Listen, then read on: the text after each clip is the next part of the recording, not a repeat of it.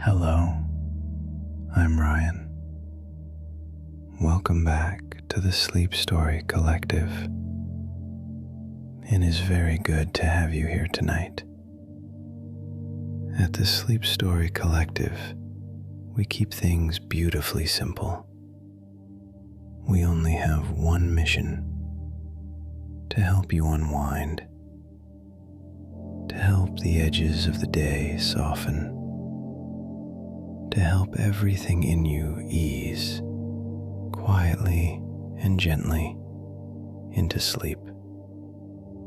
So however this evening has found you, you do not need to arrive here already settled. You do not need to have solved the day. You do not need to have answered every inward question before you are allowed to rest. You do not need to have tied every loose end into neat little knots. You can simply arrive as you are. A little tired, perhaps. A little bright around the edges. A little full of unfinished things. A little slower to let go than you might wish. That is all right. This can be the gentler part of the night, the slower part, the more forgiving part, the part where nothing more is expected from you, only a little listening, a little drifting, a little willingness to let a steadier rhythm take over. Some nights do not ask for answers. They ask for a place with a known shape, a place with warm light, a place with doors that close softly, a place where the little details have already been noticed by someone patient. A curtain drawn, a latch checked, a lamp lowered, a fire banked, a blanket folded, a key returned to its hook. There is deep comfort in that, not the comfort of distraction, not the comfort of being hurried away from your thoughts, a quieter comfort. The comfort of a room that has been made ready. The comfort of knowing that someone has already thought about the small things. Because it is often the small things that keep an evening feeling unsettled. A door not fully seated in its frame. A window that still carries a faint draft. A lamp just a little too bright. A chair left half turned. A corridor that seems to be waiting for one more errand. A room that has not yet been allowed to finish becoming itself. And tonight's story belongs to the one who notices such things. The world I want to bring you into tonight is not a workshop. Not a bright bench under one lamp. Not a room of tools and trays and quick, careful hands.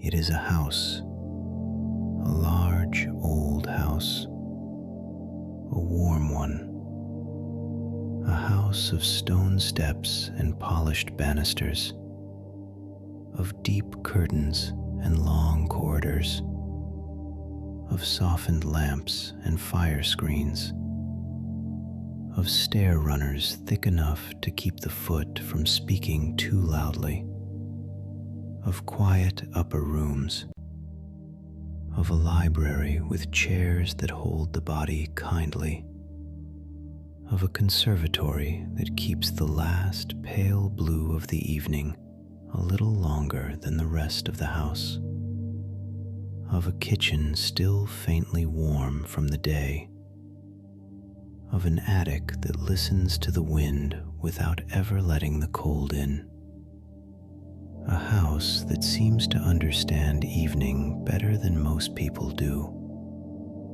a house that does not resist the coming of night. It receives it, shapes it, softens it, settles it room by room until everything within its walls feels safe enough to sleep.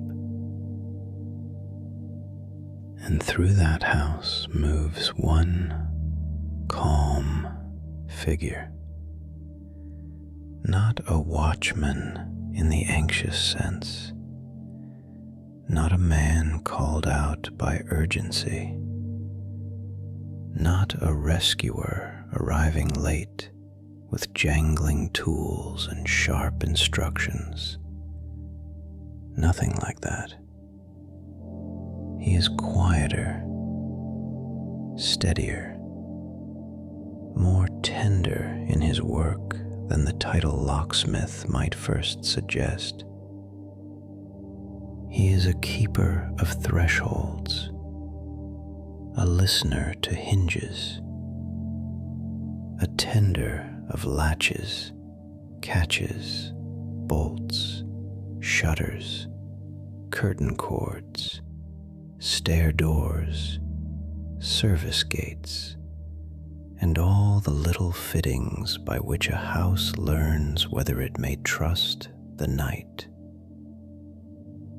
He knows that a poorly seated latch can make a room feel slightly exposed, even when no one could say exactly why.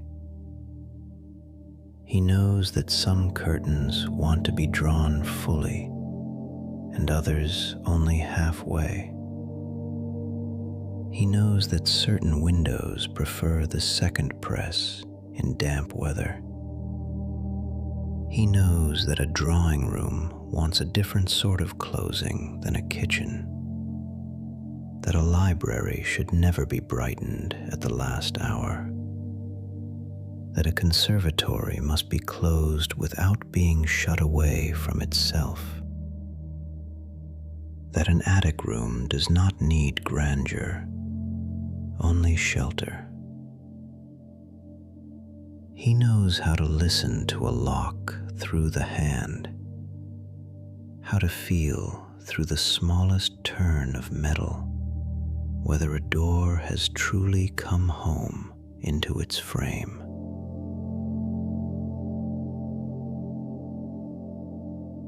That is what tonight's story is built around.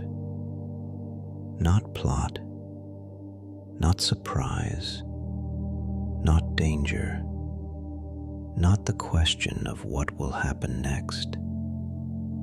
It is built on sequence, on repetition, on the trust that comes from a familiar order. A front door checked, a hall lamp lowered, a drawing room settled, a library held, a kitchen cooled into quiet usefulness, a landing prepared, a blanket folded, a latch answered, a key turned, a fire banked down, a great old house brought, room by room, from use into rest, again, and then again, and then a little deeper still. That is where the comfort lives, not in novelty, in dependability, not in suspense, in pattern, not in tension, in the deep calm of knowing that nothing important has been forgotten. So if, as we go on, this house begins to feel familiar to you, that will be a good thing.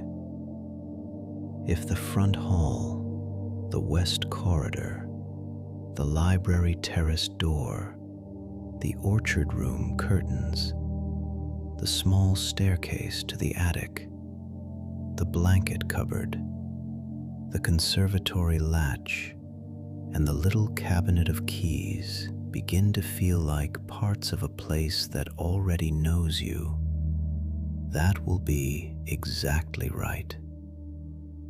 This is not a story built to stay at a distance. This is a story built to receive you. A story built so you can return. A house built so you can step back into it without effort. It can become part of your night. You can return here whenever you need rest. This house will be here when you come back. The lamps will still be lowered in the same quiet order. The rooms will still know how to soften, and the locksmith will still know how to close the house kindly.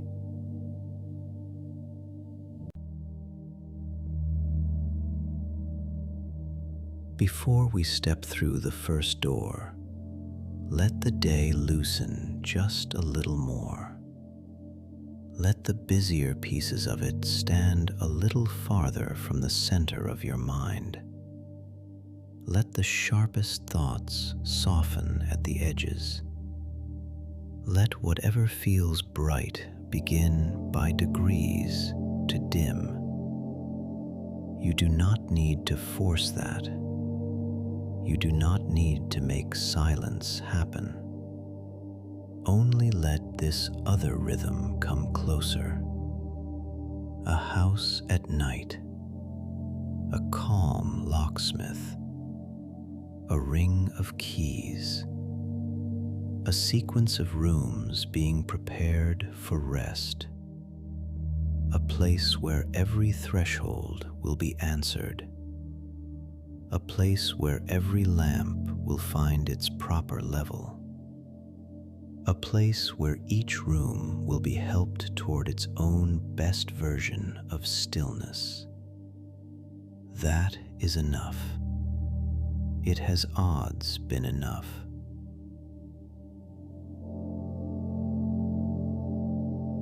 Tonight's story is called The Locksmith Who Closes the House for Night.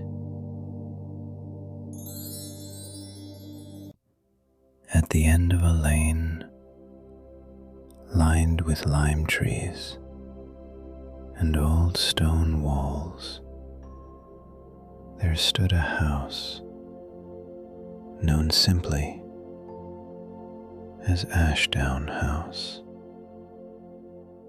It was not the sort of house that announced itself from a great distance. It did not rely on gates or towers or formal grandeur to impress anyone. Its beauty was quieter, broader, more lived in. A house of warm brick and pale stone, of tall windows with deep sills, of climbing roses against the side wall, of 3 chimneys and a slate roof that darkened beautifully after rain, of a gravel sweep around a bed of lavender and rosemary, of a side path leading toward the kitchen entrance, of a terrace at the back, a small conservatory on the south side, a wall beyond the orchard, an iron gate beyond the wall. By day, it was welcoming. By evening, it became protective. The windows held the light differently. The brick seemed warmer. The rooms within looked less like places of activity and more like places that knew how to gather things in. And when the daylight had drawn far enough back from the house, the whole building seemed to wait for one particular thing: for Thomas Vale to begin his round.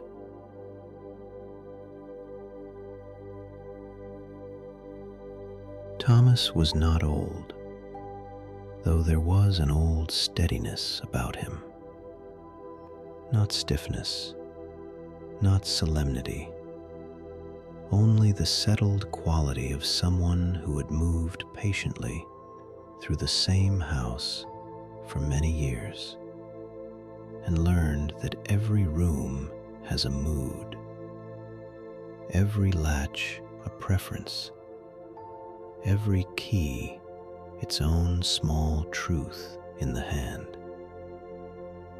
He had dark hair with the first little trace of silver at the temples, a face that remained composed even when he was listening intently, a quiet mouth, a mild gaze, and hands that never hurried, even when they were doing something exact.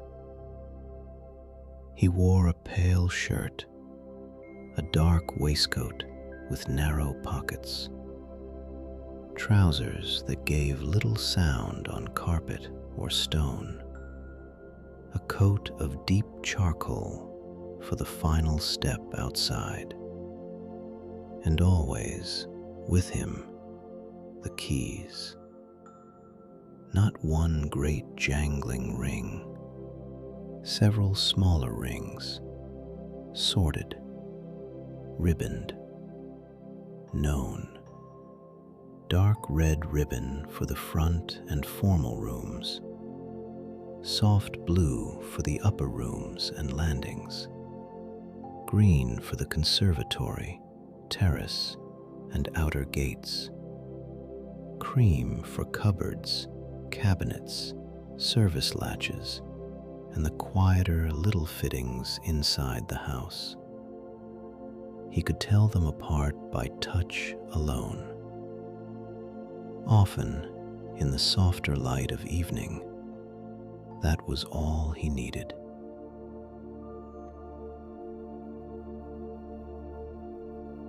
Each night, he began the same way. He opened the front door with the deep brass key, stepped into the entrance hall, closed the door gently behind him, hung his coat on the carved stand beside the umbrella stand, placed his gloves for the moment on the lower shelf, set the first ring of keys on the round table beneath the lamp, then stood still, not to waste time, not to gather himself in any theatrical sense, only to arrive properly. The hall would tell him the tone of the whole house if he listened well, whether the sidelight curtain wanted drawing earlier than usual, whether the coolness by the threshold had traveled further in than it should, whether the staircase runner had shifted a fraction, whether the front latch felt dry or smooth in the hand, whether the house had already begun to lower itself into its evening hush, or still held a little too much of the day in its walls. A house speaks in such ways. Thomas always listened before he answered. The entrance hall of Ashdown House was broad without being showy. black and cream tiles underfoot, a runner in deep red and muted gold, a staircase rising in 2 generous turns to the upper floor, a carved bench beneath the front window, a round table at the center with a lamp, a bowl for visiting cards, and a vase that held greenery in winter and flowers in the warmer months.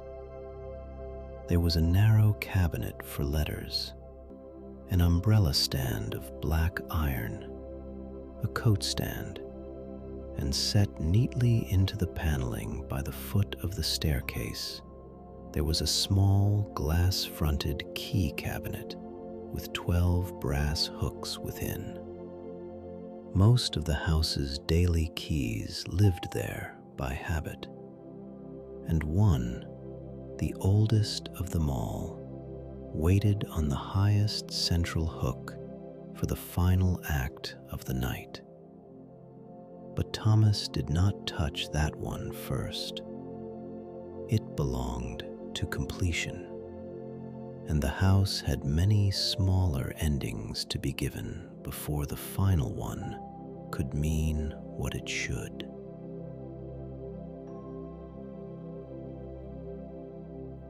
So he began, as he always did, with the front door. Not because it was more important than every other door, because all proper endings begin at the threshold. He checked the inner handle, then the upper bolt, then the lower.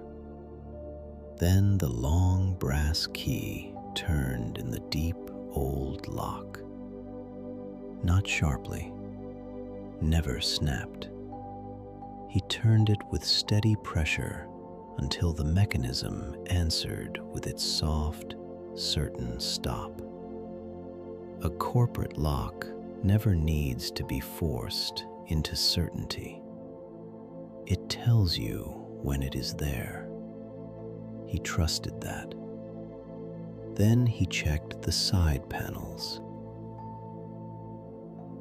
The curtain over the front side light, drawn to its proper point. The draft strip at the threshold.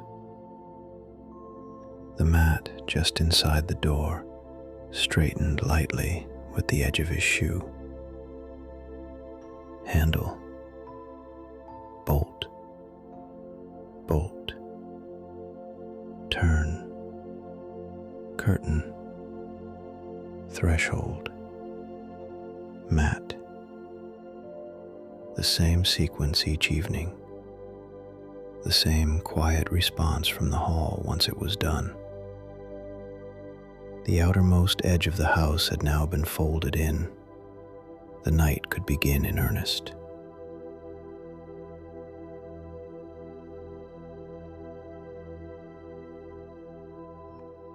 He took up the red-ringed keys and crossed to the drawing room. The double doors there were heavy but never reluctant. Polished brass handles, a deep threshold strip. Wood warmed differently on each side by the different life of the rooms. Inside, the drawing room was long and low-ceilinged, with 2 windows to the front drive, a tiled fireplace, a sofa in faded blue, several chairs gathered in a way that felt easy rather than arranged, and 3 lamps placed so carefully that no overhead light was ever needed after dusk.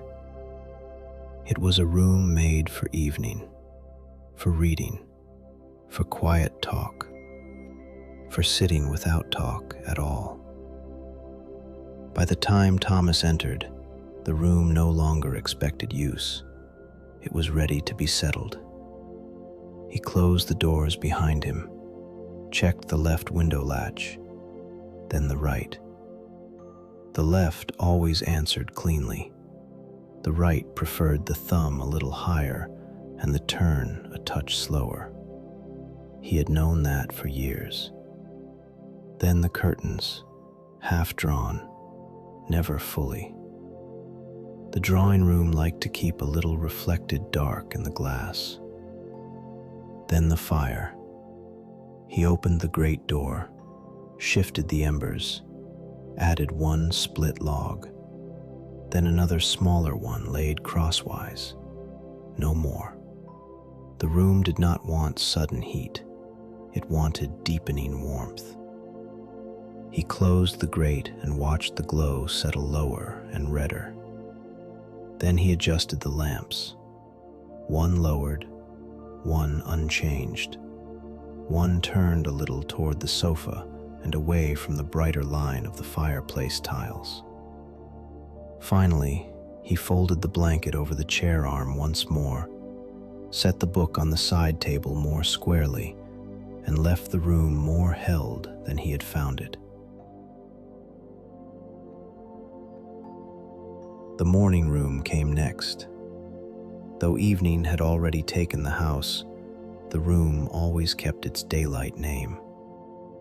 Pale paper on the walls, a round table by the east window, 2 cane-backed chairs, a green rug, a small cabinet for letters and seed packets, a short shelf of gardening books. By day it belonged to notes, tea, quiet planning, and looking out toward the borders. By night, it wanted something gentler than darkness, a smaller version of itself. Thomas checked the sash catch first, then the cabinet drawer that sat half an inch open, then the lamp wick. He lowered it until the cream shade glowed instead of shone, drew the curtains only part way, enough to soften the window, not enough to make the room feel sealed. The morning room never liked being sealed. Then he nudged one chair under the table, straightened the little stack of letters, set the pencil back in its tray, and touched the door catch on the way out, simply because he liked the clean, quiet click it made when seated properly. A small sound, calm, certain. Rooms trust such sounds. People do too.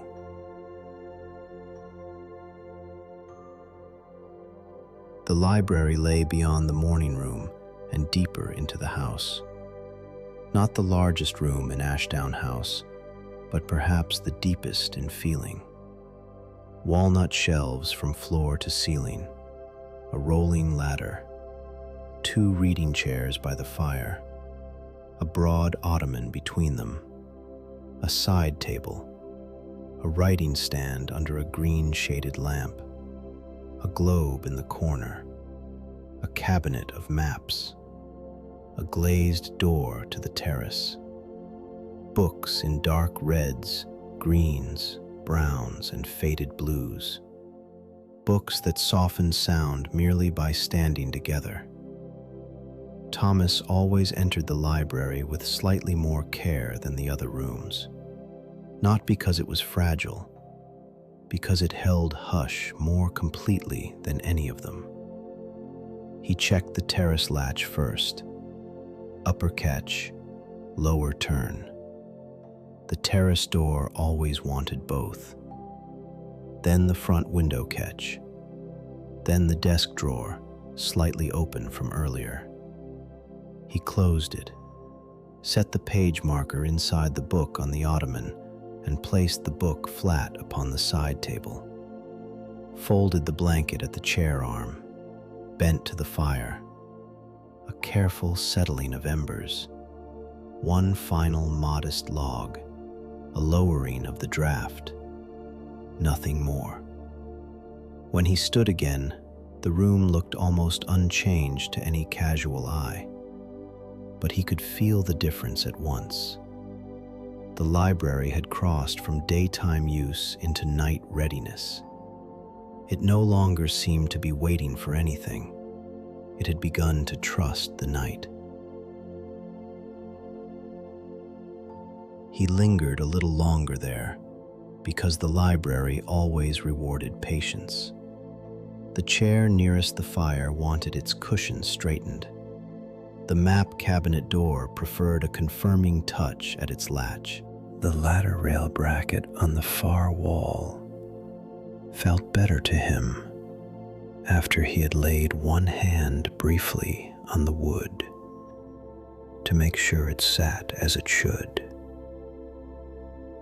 Then he drew the inner curtain of the terrace door half a hand's breadth more across the glass. Not fully, because the library liked one last suggestion of darkness beyond it. There were rooms in Ashdown House that wanted full closure. The library was not one of them. It wanted depth, not ceiling. It wanted its own reflection in the glass, with a little night left behind it.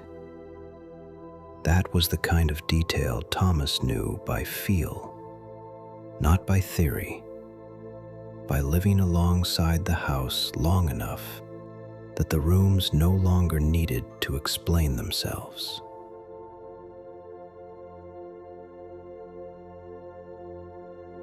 From the library, he went to the map room, a smaller room beside it.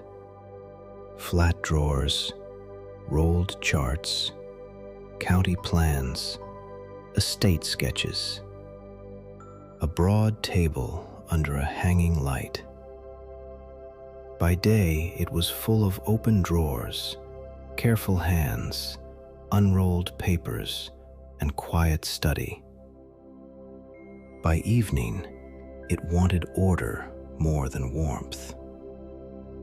He checked the drawer fronts, returned one tube to its proper slot, smoothed the cloth on the central table, lowered the hanging light, pressed the shutter catch, then closed the door. It did not sound right, so he opened it once more and closed it again, slower this time, until the latch answered cleanly. That too was part of his work, trusting the ear, not leaving a room on a compromise when one more patient motion would settle it fully. Now the door sat true. The room accepted it. He moved on. The dining room required another kind of attention altogether. Long table, polished sideboard, tall windows, heavier curtains, a smaller fireplace, unlit tonight, candlesticks along a runner, a sense of proportion rather than intimacy. By day, it could feel bright and formal. By night, it wanted composure. The windows bolted, the sideboard latches checked, the curtains drawn evenly, the runner straightened where it had shifted just a little. One candlestick moved a finger's width inward, so the pair sat more peacefully together. The lampshade turned slightly, so its reflection in the polished wood was warm and not too assertive. Then he went once around the table, not because the table needed him, because large rooms settle better when they are witnessed fully at least once. When he left, the dining room was not smaller, not softer in the way the library was soft. It was calmer in its own long, polished way. That matters too. Different rooms hold quiet differently. A house rests best when each room is allowed its own version of it.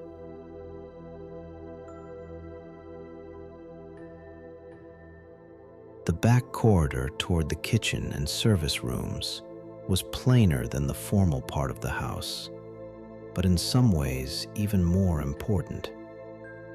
Stone flags, hooks for aprons and baskets, a bench for boots, a long runner worn into softness. The smell of soap, dried herbs, clean crockery, and the range slowly giving back its stored heat. The usefulness of the house lived there more openly than anywhere else. Thomas respected that. He checked the boot room latch, then the pantry door, then the high sink window, then the side passage bolt. The kitchen itself still held the afterglow of the day. The long table was clear but for a bowl of apples and one folded cloth. The range was low and steady. The lamp above the dresser glowed softly. One chair sat slightly back from the table. He pushed it in, folded the cloth once more, checked the back door bolt, ran his hand over the pantry latch to be sure it sat fully, then stood by the range for a brief moment longer than strictly necessary. The kitchen settles slowly, like coals. He never hurried it toward silence. He only helped it become its quietest self.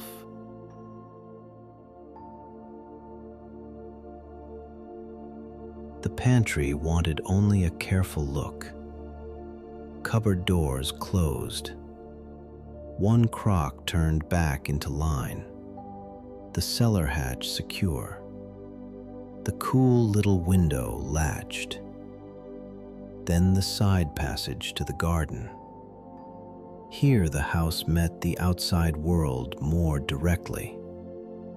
A narrower door, an older iron key, a mat for wet shoes, a basket for garden clogs, and 3 outdoor lanterns on a shelf.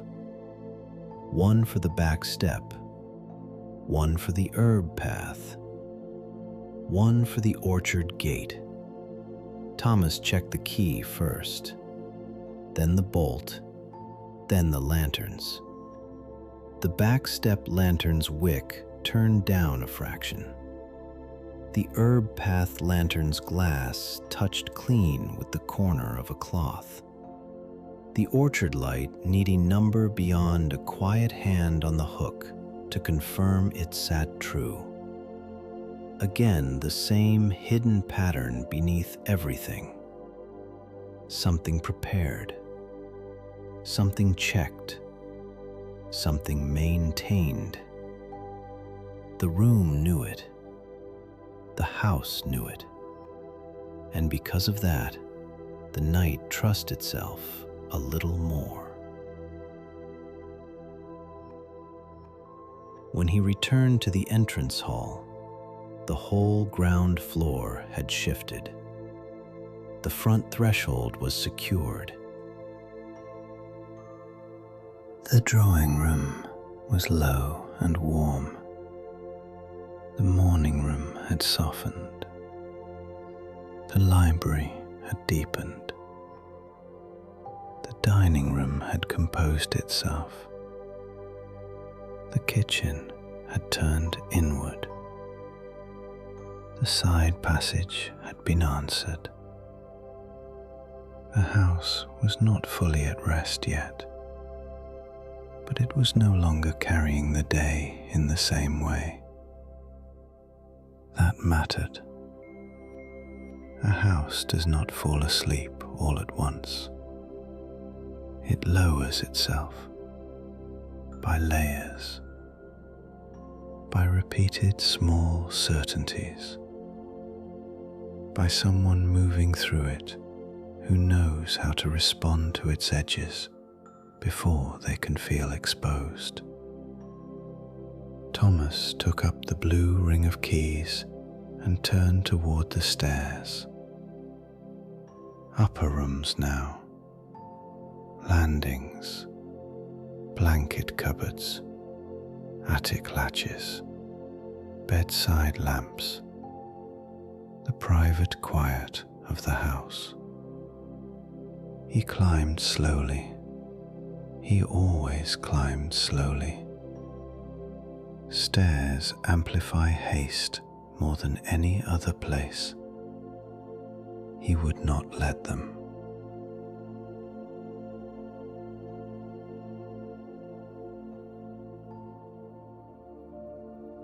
The first landing held 4 doors and a corridor running west. A lamp in a niche. A narrow table with a bowl for cufflinks, hair ribbons, and forgotten spectacles. A stool with a folded blanket. A framed orchard print. A sash window at the turning of the stair. Thomas checked the window first. 1 press, then another lower one. The second was needed tonight. Then the lamp, turned down just enough that it marked the stair without keeping it wakeful. Then the blanket, shaken once lightly, folded again, not because it was untidy, because its fold had loosened through the day. A house notices such things, not as a person notices, in its own quieter way. A folded blanket where it belongs changes the tone of a landing. So does a correctly set window catch. So does a light lowered to the right degree. The upper floor was already beginning to trust the night.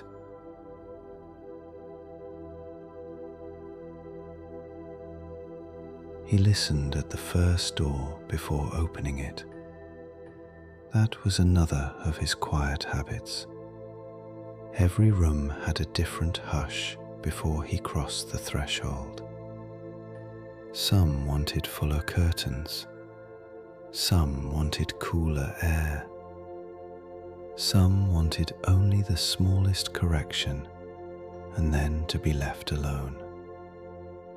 The blue room came first.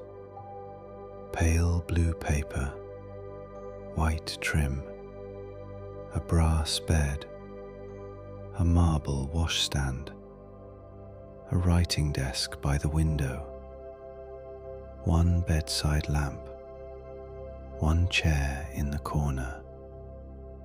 Nothing grand, everything kind. He checked the window catch, then the curtain cord, then the desk lid, slightly raised. He lowered it, smoothed the coverlet at the foot, turned the bedside lamp down to its smallest useful glow, and drew the curtains fully.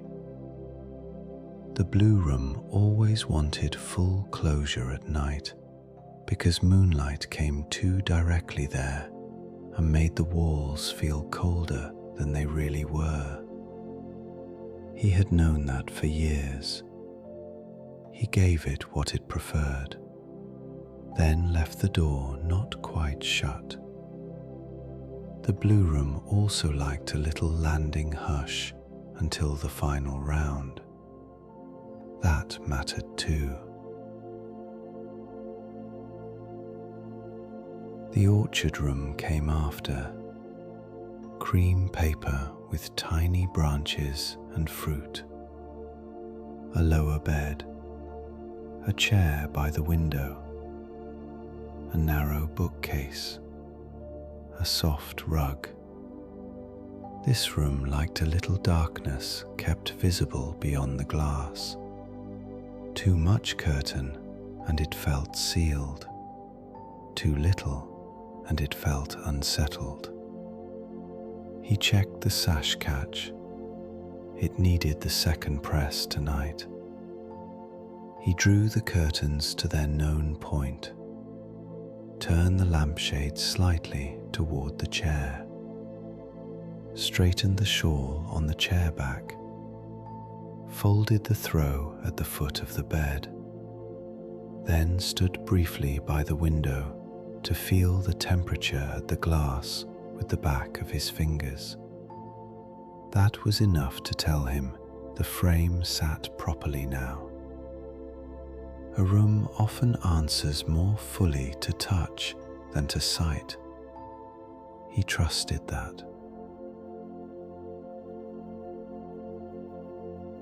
The smaller room beyond the orchard room required very little. Pale green walls, a narrow iron bed, a chest at the foot, a little map on the wall, a shelf lamp. This room never wanted much fuss. That was part of its peace. He checked the chest latch, then the roof vent, then the lamp wick, then the curtain, which liked a narrow strip of night left visible. He straightened the bed cover and left. Not every room wants the same shape of rest. That was one of the central truths of Ashdown House. Thomas did not impose a single idea of night upon it all. He helped each room become its own calmest self. The west corridor upstairs was one of the quietest parts of the house. Deeper carpet, darker wallpaper, 3 guest rooms, a bathing room with a frosted pane, a cupboard of blankets and hot water covers, a narrow window at the far end. The corridor carried light gently, not broadly, in little contained pools. Thomas moved through it with the same steady sequence. First guest room, window latch, bedside lamp, coverlet line. Second room, washstand jug, curtain hook, rug corner. Third room, desk drawer, fire screen, door bolt. Then the bathing room, window vent, cabinet catch, towels squared. Nothing difficult, nothing dramatic, only the sort of exact little acts that make a place sleep-worthy. And because he performed them with no haste and no irritation, the corridor itself seemed to gather a deeper trust in him with every door.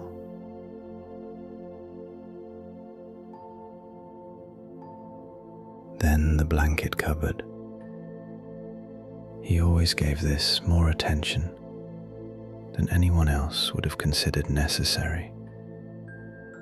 Inside were folded wool blankets by color and weight, hot water covers in wicker trays, a basket of bed socks, spare coverlets rolled in tissue, lavender sachets between the stacks. The cupboard smelled of cedar, clean wool, and old linen.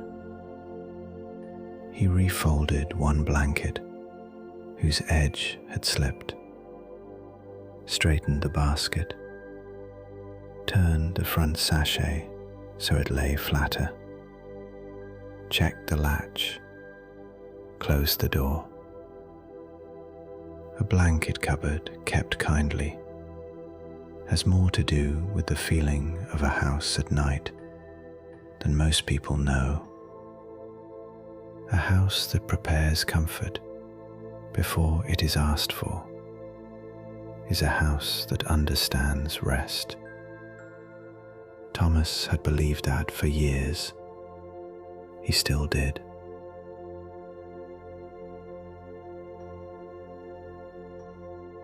Beyond the west corridor rose the stair to the attic rooms.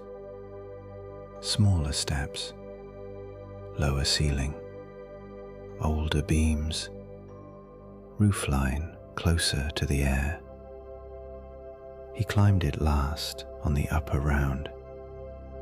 The house always felt oldest there, not in a worn-out way, in a settled way, as though the beams had long ago learned the weight of silence and grown patient beneath it.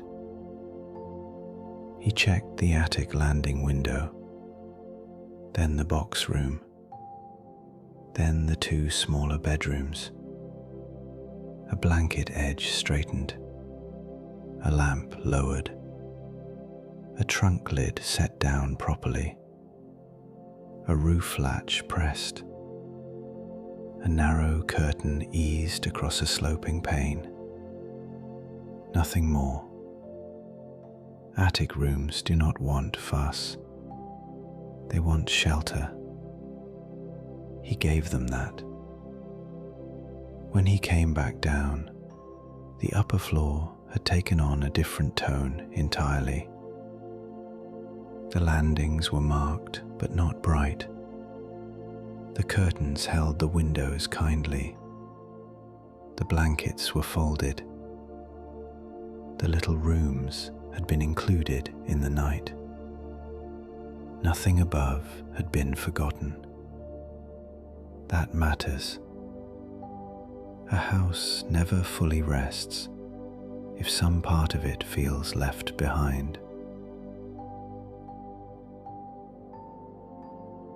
Now he took up the green ring and turned toward the outer rooms and margins, the conservatory, the music room, the terrace, the orchard gate, the side entrance, the little thresholds by which house becomes garden and garden becomes night.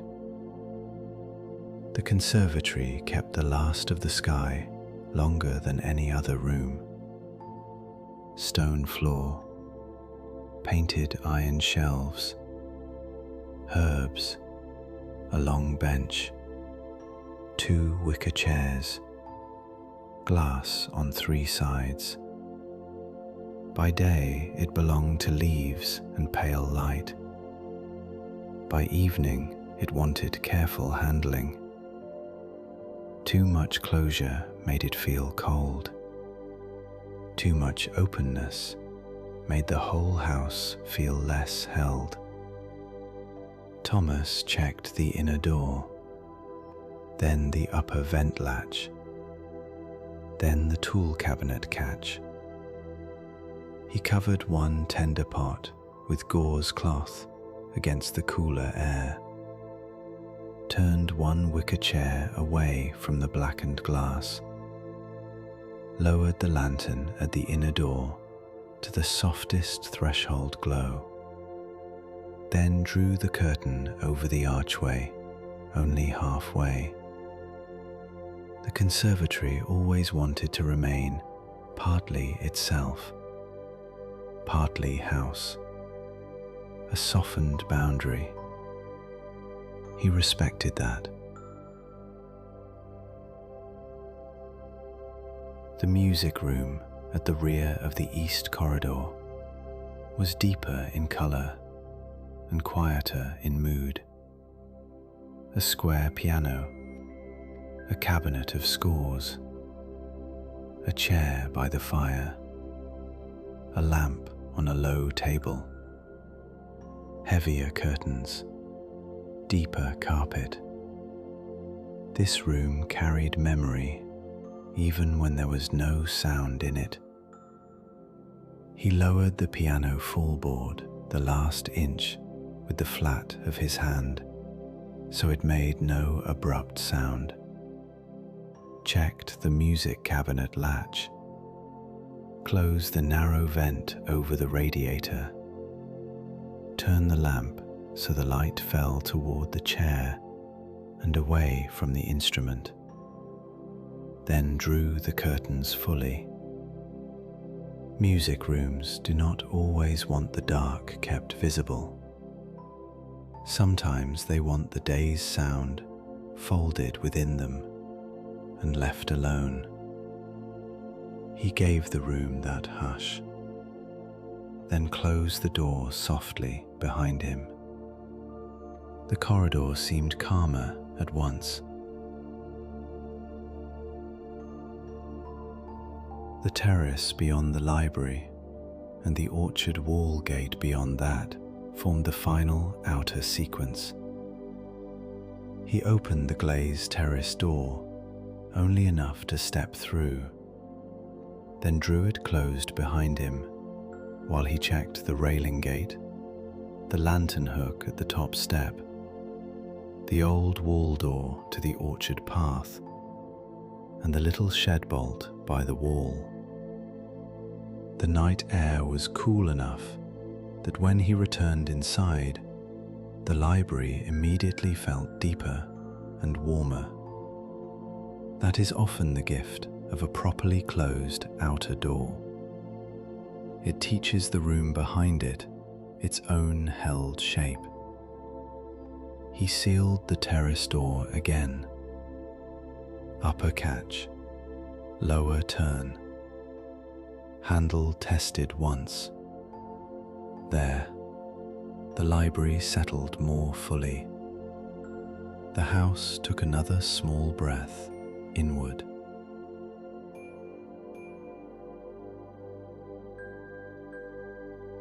Now the house had entered its deepest evening. The hall lamps lower, the fires steadier, the rooms more inward.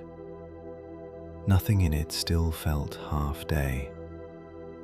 This was the point for the confirming round. Not every room again in full, only the anchor points.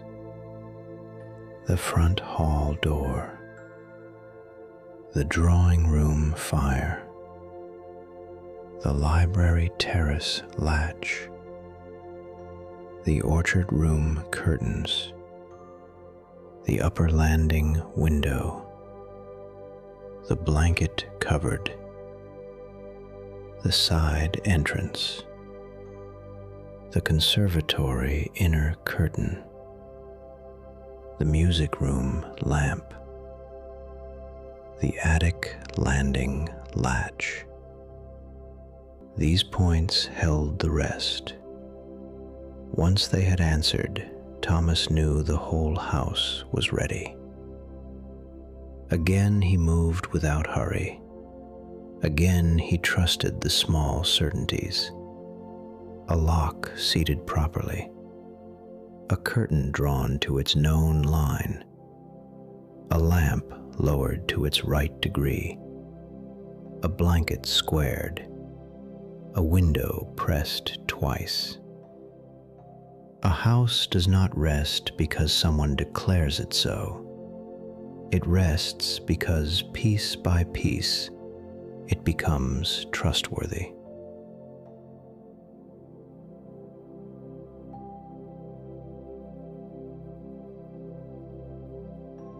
If this house is beginning to feel softer around you now, I am glad. If the rhythm of doors and curtains and lamps and keys feels like something your mind has long been waiting for, that makes perfect sense. If you would like to keep finding your way back to quiet rooms like this, subscribing to the SleepStory Collective means a gentle place will always be waiting whenever the day needs to be set down softly. For now, Let us stay in Ashdown House a little longer, while the locksmith completes the final, deepest part of the evening. At the foot of the staircase, beneath the entrance lamp, the little glass-fronted key cabinet waited. The red ring had been returned. The blue ring had been returned. The green ring had been returned. The cream ring, too. Only one key remained, the oldest of them all, the one with the worn black ribbon tied through its bow. It belonged not to any single room, not to the front door, not to the library, not to a cupboard or gate. It belonged to the house as a whole. A small old brass lock, hidden almost invisibly in the inner panel beside the main entrance arch. A final inward securing bar of the sort older houses sometimes keep without ever drawing attention to. Not dramatic, not grand, but once turned, it altered the feeling of the whole building. It was the last quiet truth of the night. Thomas never touched it too early. The house had to earn it. Every room had to answer first. Every curtain, every latch, every lamp, every stair, every blanket, every corridor. Then, and only then, would the final key mean what it should.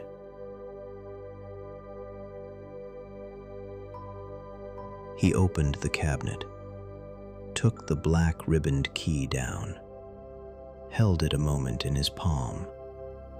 The metal was warmer than the others, perhaps because it lived nearest the lamp, or perhaps that was only habit teaching the hand what to expect. Then he crossed to the panel and inserted it into the old concealed lock. He turned it slowly. One steady movement, and the mechanism answered with a deep, quiet little settling sound that seemed to travel through panel, stair, frame, and floorboards alike. No sharp click, no flourish, only the soft truth of final closure. A house sound, a last sound, the sort of sound that tells the body it may stop waiting. He withdrew the key, returned it to its hook, closed the glass cabinet, and in that moment, though nothing visibly changed, Ashdown House was complete. It was closed for night. He stood very still then in the front hall. The red runner, the staircase, the lamp on the round table, the drawing room beyond one door, the library beyond another, the quiet from the upper floors, the warmth gathered in different ways in all the rooms around him. No room called now. No latch remained uncertain. No corridor was too bright. No blanket left unfolded. No outer threshold unanswered. Nothing more was needed. That was the deepest peace his work ever gave him. Not the use of the keys, the end of their use. The moment when there was no more need to hold anything up. A house at rest. A house trusted. A night ready to continue without help. Still, he did not leave immediately. There were always a few exact gestures that belonged not to checking, but to receiving the house in its completed state. He weeks once more into the drawing room and stood by the sofa, not to adjust anything, only to see it properly. the blanket folded over the arm, the lamp turned toward the chair, the deeper glow of the fire, the curtains half drawn. The room had become exactly what it wanted to be at this hour. Then you crossed into the library and stood by the ottoman, the page marker inside the book, the blanket folded, the terrace door securely latched, the lamp low, the fire banked. The room looked neither abandoned nor in use. It looked held. That covering mattered to him. He wanted every room in the house to feel not merely closed, but kindly closed. That was the house rule he followed more faithfully than any written instruction.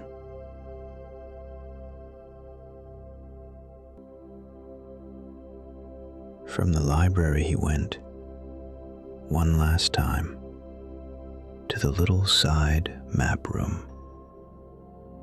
Not to correct anything, only to place his hand on the table cover and feel the quiet there.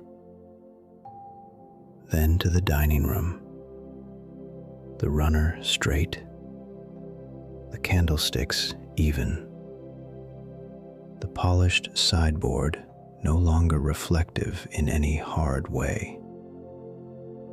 Then the kitchen, the range low, the cloth folded, the chair pushed in, the pantry quiet.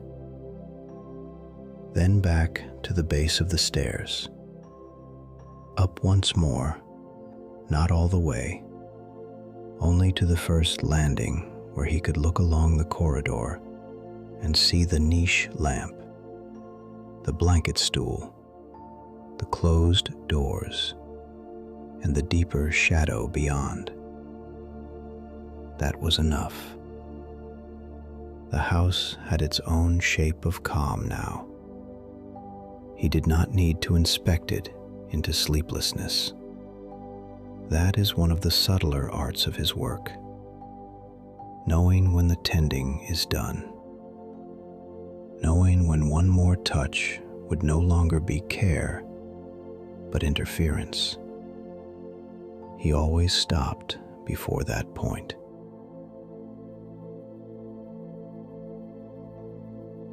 There is wisdom in that, not only for houses, for nights, for minds, to know when enough has been done, when the doors have all been answered, when the fires are low and right, when the blankets are folded, when the keys are home, when the rooms no longer need your hand. That is one reason his work felt so restful, even to those who only imagined it from afar, because it carried a kind of permission in it. Not everything must be made perfect, only properly settled, only kindly held, only brought to the point where the rest may happen without strain. A house does not need to become something else to sleep. It only needs its edges answered. Perhaps the same is sometimes true of a person.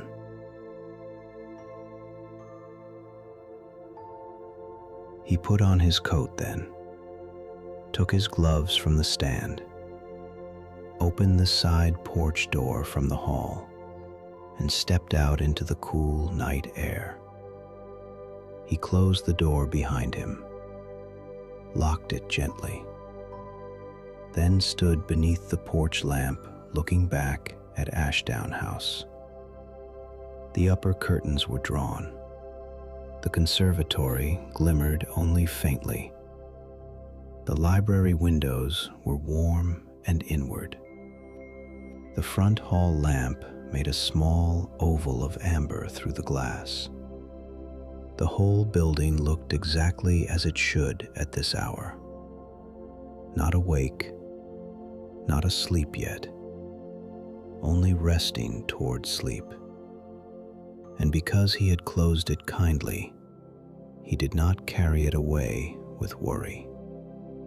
He trusted the front door, the shutters, the upper rooms, the side gate, the blanket cupboard, the attic latch, the final key back on its hook.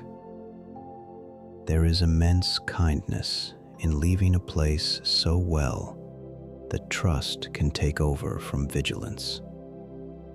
That may be the truest part of his craft, not shutting the house against fear, closing it into peace.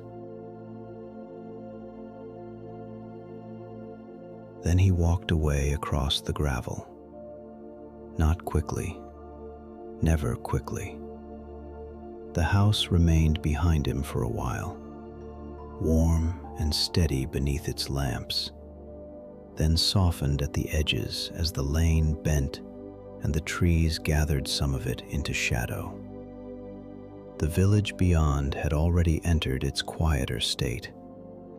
An upstairs nursery light, a baker's last lamp, an inn porch glow, a seamstress's darkened workroom window, a lantern at the orchard wall, all of it now held in the same calm night. And because Ashdown House had been closed well, it belonged to that larger quiet without effort. The day had not been shut off harshly. It had been folded in. That is the difference. And that difference is everything in a story like this.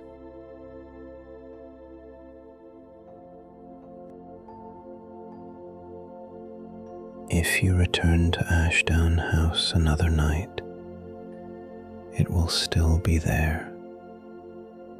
The pale stone steps, the hall lamp, the drawing room fire, the library chairs, the orchard room curtains, the west corridor, the attic landing, the conservatory glass, the side passage, the little key cabinet, the black ribboned final key, and Thomas Vale moving through it all in the same dependable order, listening, checking, preparing, maintaining, closing, again and again. That is part of the comfort. Not that the house changes, that it remains, that it knows how to receive the evening each time, that it knows how to become restful without strain. You can return here whenever you need rest. This house will be here when you come back.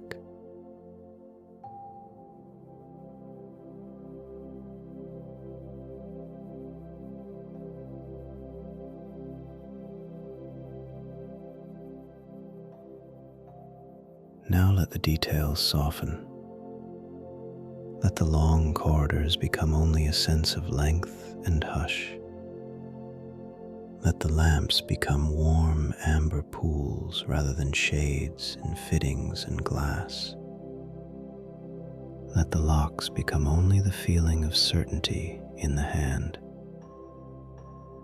Let the curtains become only the sense of windows held kindly. Let the keys become only quiet metal truths resting back on their hooks. You do not need to keep every room sharply in mind now. Only the completion of them. Only the feeling that every edge has been answered. Only the warmth of a house well closed. That is enough. It has always been enough.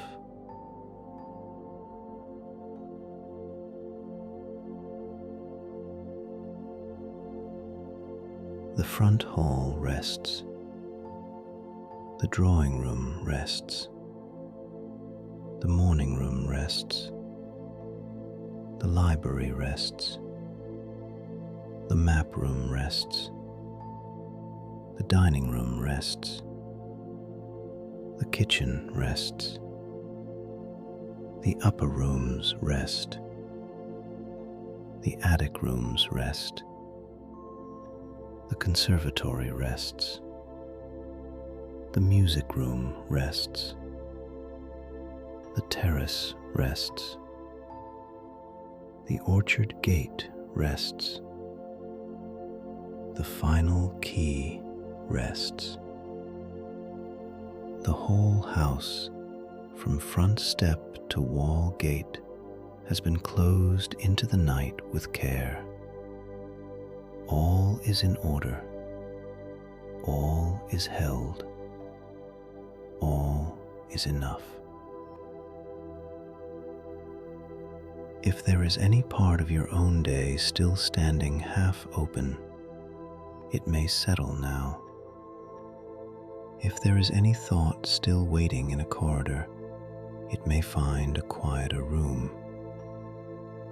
If there is any inward lamp still burning too brightly, it may lower, not by force, only because the house is already ready. The locksmith has done his rounds. The rooms have answered. The doors are kind and certain. The curtains are drawn. The blankets are folded. The fires are low. There is nothing left to keep awake for, nothing left to hold up, nothing left to watch over. You can return here whenever you need rest. If you would like to keep quiet places like this close, subscribing to the SleepStory Collective means a new, gentle room will always be waiting when the day needs to be set down softly. And now there is nothing left to do. The house is closed. The lamps are low. The night can go on from here without help. Thank you for being here tonight. Thank you for walking the quiet evening round of Ashdown House.